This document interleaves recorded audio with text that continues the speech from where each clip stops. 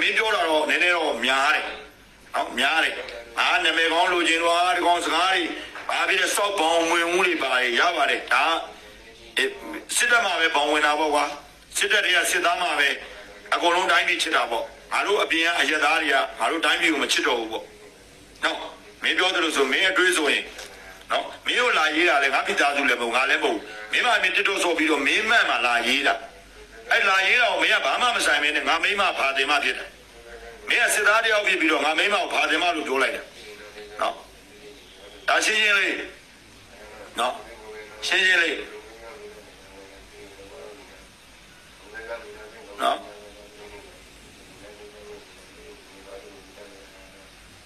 နော်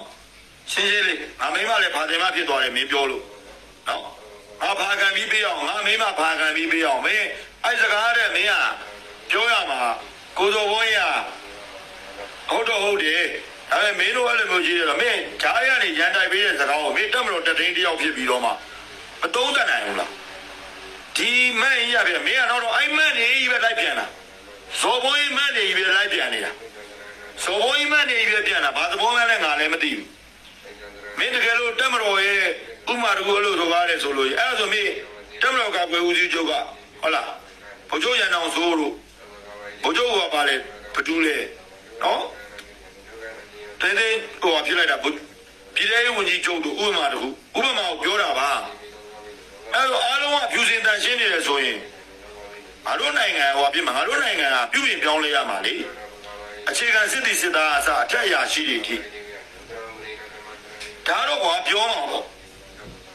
စစ်ဆုံးလာတော့ငါတို့လည်းတိုင်းပြည်ကိုချစ်လို့ငါတို့လည်းမင်းတို့နဲ့အတူတူအသေးခံနေတာပဲဟာဟုတ်လားတိုင်းပြည်ကိုချစ်လို့ဆိုပြီးတော့မလေးကနေပြန်လာတဲ့မင်းဆိုတဲ့ကောင်တော့ခေါင်းပြတ်တက်ခံရဒါကတော့ဒီမင်းတယောက်ကိုပဲပြတာတိုင်းပြည်ကိုချစ်လို့ပြောတဲ့လူတွေသတင်းပေးတဲ့လူတွေတက်မတော်သတင်းပေးတဲ့လူတွေအသေးတက်ခံနေရတဲ့ဂျားတွေက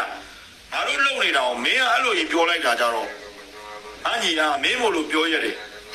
နော်မင်းကပြောလိုက်သေးတယ်အဲ့ကောင်စောဘုန်းကြီးတို့ကတကြမ်းမှမစားဘူးတဲ့ညီလေးကိုတခုပြောပြမယ်မင်းစစ်သားစိတ်တဲ့ရှိရင်ရှေ့တန်းစစ်မြေပြင်တနေရာက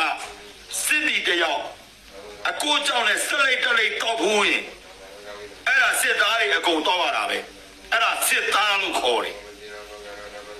မင်းမှတ်ထားနော်မင်းမှတ်ထားမင်းတောင်ခမ်းမှာသွားမေးကြည့်လိုက်ဦးနိုင်ဝင်းအဲ့ဒီတောင်ခမ်းမှာအခုတောင်ဝင်းဒန်းဆောင်ခဲ့ဘူးတဲ့အဲစစ်တီနဲ့